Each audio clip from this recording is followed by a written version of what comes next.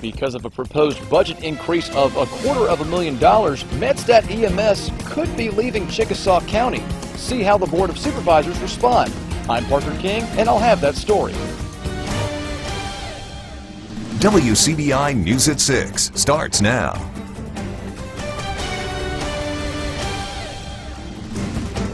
Thanks for joining us, everyone. A Columbus man is dead after a head-on collision in New Hope. The crash happened on Yorkville Road East near Chain Drive. It was about 12:30 this afternoon. Lowndes County Coroner Greg Merchant says 29-year-old Corey Michael Thompson died at the scene. One person was injured in the crash. The condition of that person is not available. Lowndes County deputies are continuing to investigate this accident. Investigators are still trying to identify a body found in Pickens County, Alabama. Coroner Chad Harless says the case is being treated as a homicide. He also says the body is that of a middle-aged black male who was shot multiple times. Some residents found the man just off County Road 53 near Baines Road. The man's body has been taken to the forensics lab in Montgomery. Lee County investigators are hoping DNA will help identify human remains found inside a burned car last week. The car was found late last week by a farmer near the Lee-Pontotoc County line. Sheriff Jim Johnson says the vehicle's identification number matches a missing person from DeSoto County. That name has not been released. Coroner Carolyn Green says she's waiting on test results to identify the victim. The Mississippi Bureau of Investigation is examining the car for evidence. Webster County deputies are looking for a woman accused of using someone else's debit card. Jennifer Collier is described as a white female in her 30s with dark hair. Investigators say they were notified by a bank about an alleged credit card fraud. The card was used at several locations. If you know where Collier is tonight, call the Webster County Sheriff's Department. Well, Chickasaw County may be facing an emergency situation when it comes to medical response. A request from MedStat for an extra $250,000 has supervisors searching an already tight county budget. WCBI's Parker King joins us live in the studio with more. Parker. This proposal comes after MedStat said it lost more than $180,000 providing services in Chickasaw County. The price hike caught the Board of Supervisors off guard. Now they're hoping to find a cheaper alternative. Chickasaw County supervisors believe having an ambulance service is vital. However, the county's budget may not be able to handle a price hike from its current provider, MedStat. Our first meeting when we discovered that the contract was going to run out October the 31st, they gave a proposal of $250,000 increase.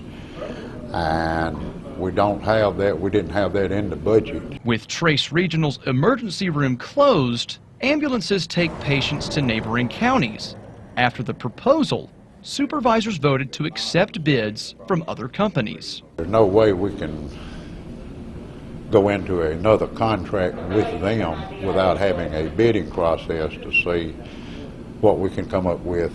It's just a matter of waiting until October the 2nd, getting all the bids in. Currently, 2 ambulances are stationed in the county. One is based in Houston and the other in Okolona. When one of the 2 ambulances is called, the second one comes here in Van Fleet because it's the most central location.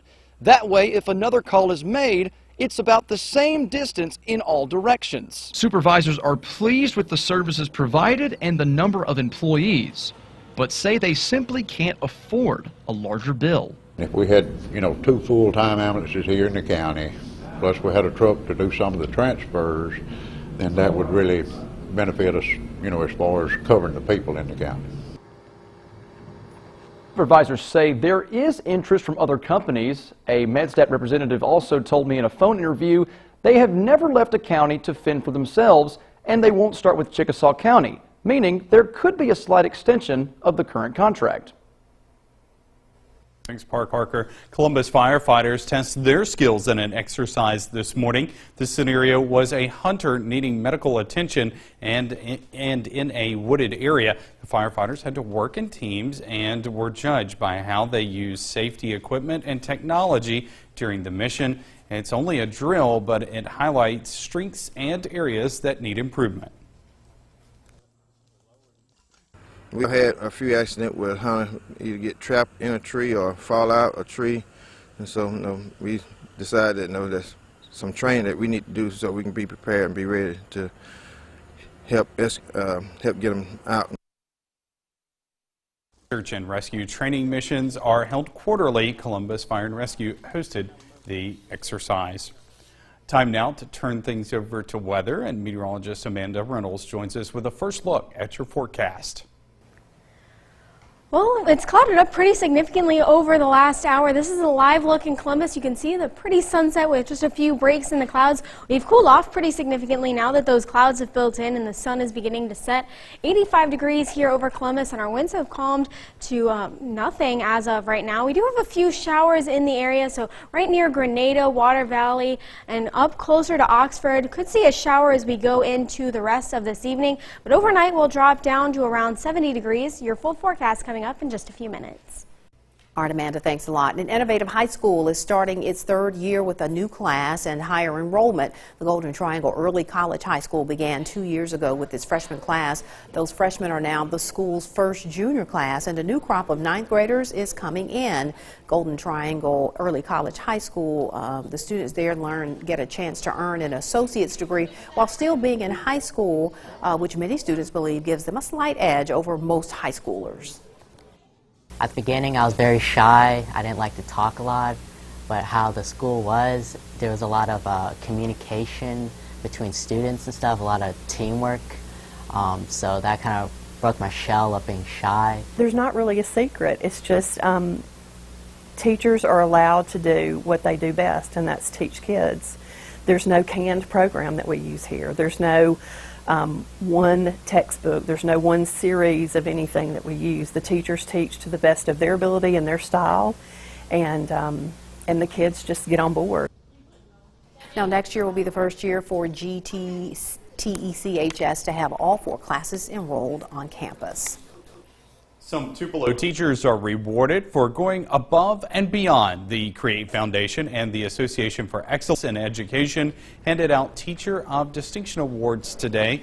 20 teachers received a plaque and a $1,000 check, while 6 teachers' assistants got an award and a check for $500. Businesses and individual sponsors pay for the awards. Educators say it's encouraging to know they have the community support. It lets me know that not only the people inside the school building are concerned about the children and the children of the future, that the businesses and the people on the outside in the community are just as concerned about their education. AEE also funds teacher grants for classroom projects. If you're a frequent flyer, you'll want to listen up. An opportunity is coming to the area that will make the skies, or at least the airport, a little friendly. Welcome back, everyone. If you like the convenience of flying but hate the inconvenience of the security check, you may want to consider a trip to the Golden Triangle Regional Airport. It's hosting a TSA enrollment event. Our Jory Talley joins us live from the airport with more on what this means for frequent flyers. The Golden Triangle Regional Airport was the first regional airport in the country to offer pre-check as part of the screening process. Before, area flyers were having to drive hours away to get enrolled in the program. The TSA pre-check program has been around for several years, but it's the second time for it to be offered at the Golden Triangle Regional Airport. Get basically pre-screened ahead of time, and so when you show up at the airport, you go through a different line. It's shorter. You don't have to take as much of your stuff off. You can leave sweaters on, your shoes on, things like that. So it's a great program, and this is a good opportunity for people to sign up here locally. Before the GTR airport offered the enrollment, area flyers wanting to cut long lines had to drive to Birmingham, Jackson, or Memphis to sign up for the TSA pre-check program. We'll sign you in, and when you go through the whole process, basically they'll fingerprint you, do the background check, that type of thing, make sure your application's right. The biggest advantage of the program is the convenience factor, and it helps take away the hassle of flying. I was at a conference in a large city recently, and the line for the regular non-pre-check folks was 45 minutes, and for the pre-check line there were 2 people ahead of me. so it was much more convenient. It's something flyer Margaret Balcom is looking forward to once she's assigned to her known traveler number that lets airports know she's pre-screened. I'm looking forward to not standing in the long lines and not having to take off shoes, jackets, just progressing a little faster. She and her husband fly a few times a year, and the 10-minute process was worth every minute to them. I have to wear a brace on my left leg on account of some back surgeries, and I always have to take a few minutes longer to get through the lines and take the brace off and the shoes and whatever. So it's going to work out well, I think, to be able to get through the line a little faster. The TSA pre-check enrollment ends at this airport on Friday. It's $85 for 5 years, or less than $20 per year. For more information on how you can get enrolled, head on over to the WCBI website for more information. Reporting live in Lowndes County, Jory Talley, WCBI News. Well, Hurricane Maria that's down in the Caribbean is just about to make landfall around the island of Dominica, but Maria could have impacts to the U.S. Your full forecast coming up in just a minute.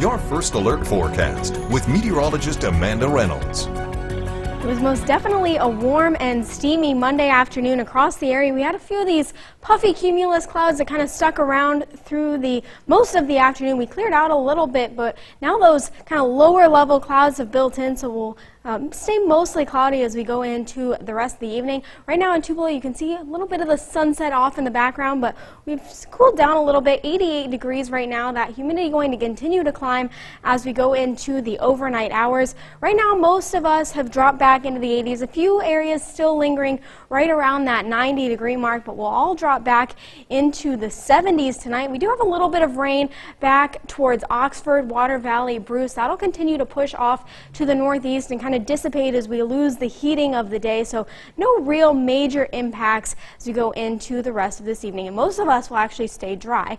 Again, tonight, increasing clouds will drop down right around 70 degrees, but with that humidity and those that do see the rain will see that moisture, so we can't rule out some early morning fog. Maybe take a little bit of extra time as you head out tomorrow morning, but we're going to continue to stay in this steamy summer pattern for roughly the next week, and with that, we're going to have that chance for afternoon showers and thunderstorms, as well as the tropics being a very active place, so that's something to keep an eye on. But tomorrow here in our area, we'll see temperatures again right around that 90-degree mark. We'll see those afternoon showers and thunderstorms once again, and it will continue to be fairly humid. So Futurecast showing us those scattered showers and thunderstorms, about a 40% chance for those tomorrow, as well as into the day on Wednesday. So just kind of nothing to cancel plans over. Just kind of keep an eye on, maybe grab an umbrella as you're heading out the door tomorrow morning. So I mentioned we have the active tropics. We have Hurricane Jose that's going to bring the winds and storm surge to the east coast, and then we have Hurricane Maria, now a Category 4 storm that could impact the island of Dominica just in a few minutes, and then we have the remnants of Tropical Depression Lee off in the eastern Atlantic, so that really nothing to be worried about. So again, this is Hurricane Maria, the Category 4 storm, and you can see has now just recently developed that eye. So that's a significance of when it's developing those stronger winds. So something to keep an eye on. And this is actually a live look at the radar, but closer to our area, just again those chances for showers and storms as those temperatures are right around that 90-degree mark, and those overnight temperatures right around 70. All right, Amanda, thanks a lot. Mississippi State quarterback Nick Fitzgerald heads home this weekend for a top 20 matchup. More on that homecoming next in sports. WCDI Sports with Tom Ebel is brought to you by your local Ford dealers. Go further. Mississippi State had Saturday night and Sunday to enjoy the 30-point whooping it handed LSU, but it only gets tougher from here. The Bulldogs travel to Athens for a top 20 matchup with the Georgia Bulldogs, and the game will be a bit of a homecoming for quarterback Nick Fitzgerald. Fitzgerald grew up 4 hours south of Sanford Stadium in Richmond Hill. Fitzgerald's uncle, Charles Pledger, played with Georgia in the early 90s as a defensive back. But the red and black Bulldogs passed on Fitzgerald, and the quarterback responsible for the second most touchdowns in Mississippi State history says his first game in Athens will be unlike other Saturdays. It's just another game. It's just an opponent we got to beat. I'll have some extra friends and family there. Probably haven't played in front of some of these people since high school, but I mean, it's still a team we gotta go face and we gotta go beat. I don't really have a chip on my shoulder about any kind of thing like that. I mean, I know the reasons why people weren't looking at me. I mean, I know it's hard to take a chance on a guy who hasn't started a quarterback until senior year. Mississippi State did. Glad I'm here. Couldn't have worked out better for me. So, like I said, it's just another game. Hopefully he's okay to handle it. We'll see. I'll see if he looks weird or, has any silly looks. But, I mean, he better get his emotions in check because we're playing a very athletic, very good defense. So, I think watching the film will straighten out those emotions pretty quickly. So that big win over LSU had the SEC Players of the Week chock full of Bulldogs. Nick Fitzgerald wins his third career Offensive Player of the Week, putting up 4 total touchdowns in the win over LSU. Sophomore offensive lineman Darrell Williams named O-Lineman of the Week. The Bulldogs rushed for the most yards on LSU since 2015 and have only given up, and the offensive line as a unit has only given up 1 sack this season, best in the conference. And for back-to-back weeks, Jeffrey Simmons is named to the list as Defensive Lineman of the Week. He was dominant as ever, setting a career high with 7 tackles and 1.5 sacks in the win against LSU. Ole Miss coming off a tough loss on a West Coast road trip where penalties, turnovers, and injuries plagued the Rebels.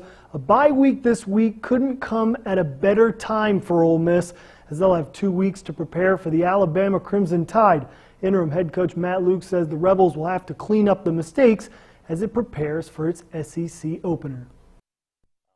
I was disappointed in the fact that a lot of our mistakes were self-inflicted mistakes and things that we got to get corrected. And I own that. The coaching staff owns that. And moving forward, I think that's important that we get it cleaned up in this open date. That's why, again, I think the open date's coming at a good time. You got to look at the first quarter of your season, which is now over. You focus on what we got to get better at. We go get better at them. And, and I think you have an unbelievable challenge going to play the best team in the country coming off the open date. And we're excited and looking forward to that challenge.